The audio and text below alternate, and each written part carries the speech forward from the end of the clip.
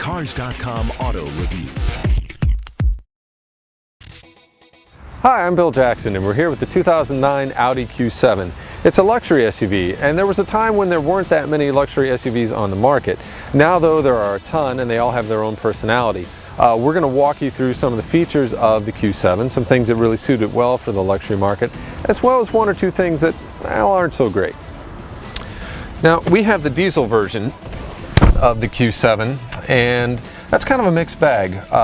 One thing about all diesels I've found anyway is that first thing in the morning when they're just waking up, they're a little more loud than a gasoline engine.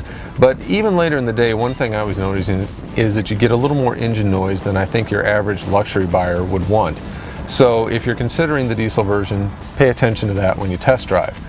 Now, the good side is this car has a lot of power. It's very easy to live with on the highway. Passing is very easy to do, and that's a good thing.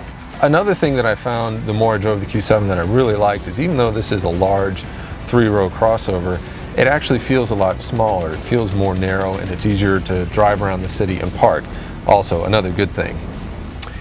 Another thing that's getting to be really common in the luxury market is an advanced audio and navigation system. The Audi's no exception. One thing, when I was first confronted with this, I mean, there's a lot of buttons and knobs and switches to use the system. But the more I used it and the more I looked at the owner's manual, the easier I found it. So I think it's one of those things that if you actually own the car and you're the person driving it, it just gets easier enough that you can use it pretty fluently. The one thing I will say is because Audi tends to use a lot of buttons for their system, a lot of times I found it was easier to just pull off, go to the side of the road, input what I needed to do, and then go back to driving. Now, like we said, this is a three-row crossover, and even with the third row up, you have a decent cargo room. Now, make no mistake, you're not going to take the family on the vacation with all the suitcases back here, but it's still pretty good space. The other thing that's nice is it's very easy to fold this third row over, release the headrest, fold.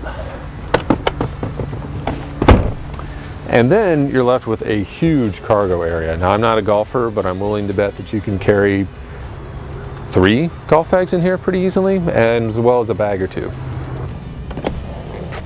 Now, the last thing about the third row is once you're actually able to get back here, it is tiny. So don't think about anybody but kids sitting back here. Now, we don't have enough time to run through all of the features that the Q7 has, things like the multiple zone climate control, the parking sensors, but I'd say it has a good mix of amenities that the luxury buyer is used to. But overall, what I'm left with is the good sense of power it had on the highway, and the fact that it doesn't feel as big as it is. It's actually easy to live with.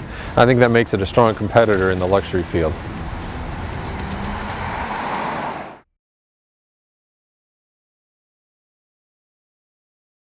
For more car-related news, go to Cars.com or our blog, kickingtires.net.